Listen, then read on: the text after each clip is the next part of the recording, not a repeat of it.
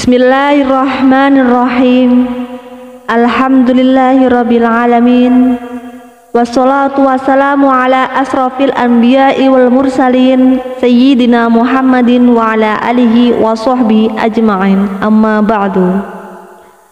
Sahabat cerita para wali yang diberkahi Allah Subhanahu wa taala, semoga kita semua selalu dalam lindungannya dan diberikan rezeki yang barokah, umur yang panjang, agar senantiasa bersyukur kepada Allah Subhanahu wa taala.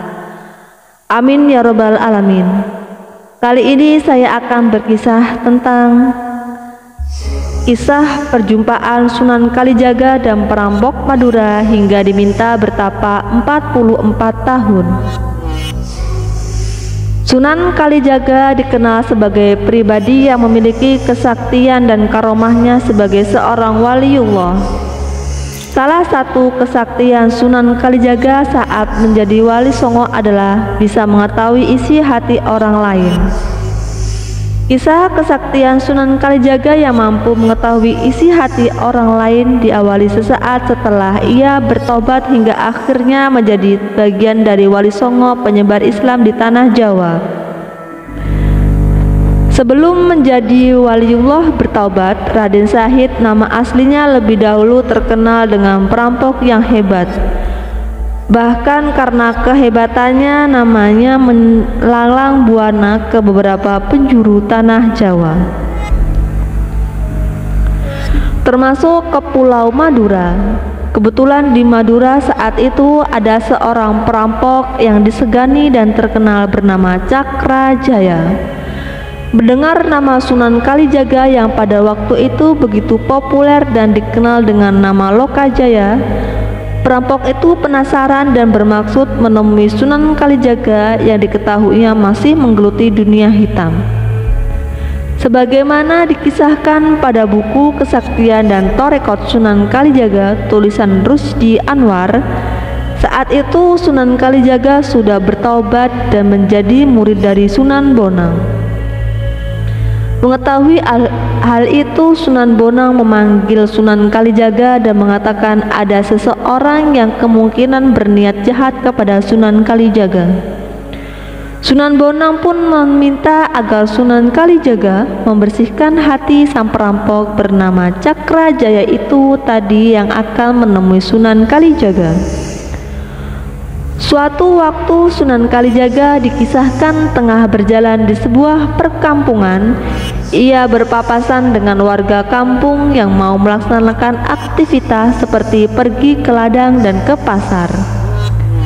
Pada saat berjalan, Sunan Kalijaga menyanyikan syair-syair yang sangat merdu, sehingga ada seorang warga yang terpukau oleh syair-syair yang dinyanyikan oleh Sunan Kalijaga. Syair itu sangat bagus, kata orang tersebut kepada Sunan Kalijaga saat bertemu. Namun orang itu tidak tahu sosok yang menyanyikan syair-syair merdu itu. Sunan Kalijaga pun membalas perkataan orang itu, "Kalau kamu mencari seseorang, maka akulah yang kamu cari." Kata Sunan Kalijaga kembali ke orang itu. Orang itu tidak lain adalah Cakrajaya, perampok yang bermaksud menemui Sunan Kalijaga. Mendengar perkataan Sunan Kalijaga, Cakrajaya sangat terkejut karena orang yang barusan membacakan sebuah syair itu mengetahui maksud kedatangannya ke daerah itu. "Mana mungkin kau Lokajaya yang saya cari? Pakaianmu tidak sebagaimana perampok, tapi seperti orang berdakwah saja," jawab orang itu kembali ke Sunan Kalijaga. "Itulah aku yang sekarang. Aku telah meninggalkan pekerjaanku dulu. Kalau kamu punya keperluan terhadapku, maka bersihkanlah dulu hatimu," timpal Sunan Kalijaga lagi. Mendengar perkataan jawaban Sunan Kalijaga, Cakrajaya tertegun.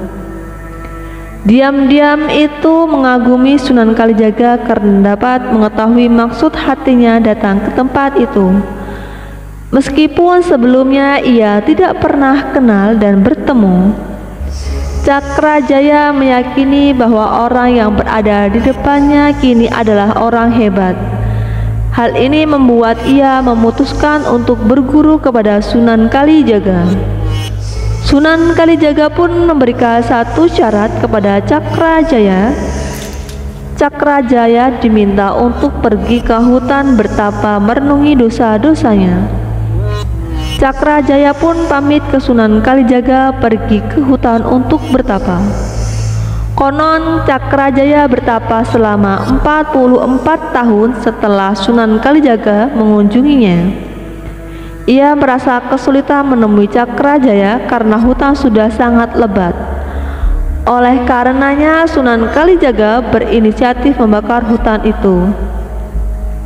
Setelah api reda, ia dapat melihat Cakrajaya masih dalam posisi duduk bersila dengan pakaian terbakar, namun tubuhnya tidak terbakar sama sekali.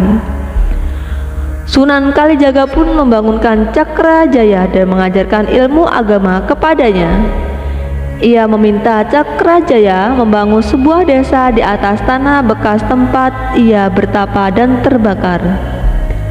Sunan Kalijaga pun mengganti nama Cakrajaya menjadi Kyai Geseng. Geseng sendiri berarti terbakar. Kelak nama desa itu dikenal dengan nama Desa Geseng, sebuah desa kuno yang ada di daerah Tuban, Jawa Timur. Wallahu a'lam bishawab. Wassalamualaikum warahmatullahi wabarakatuh.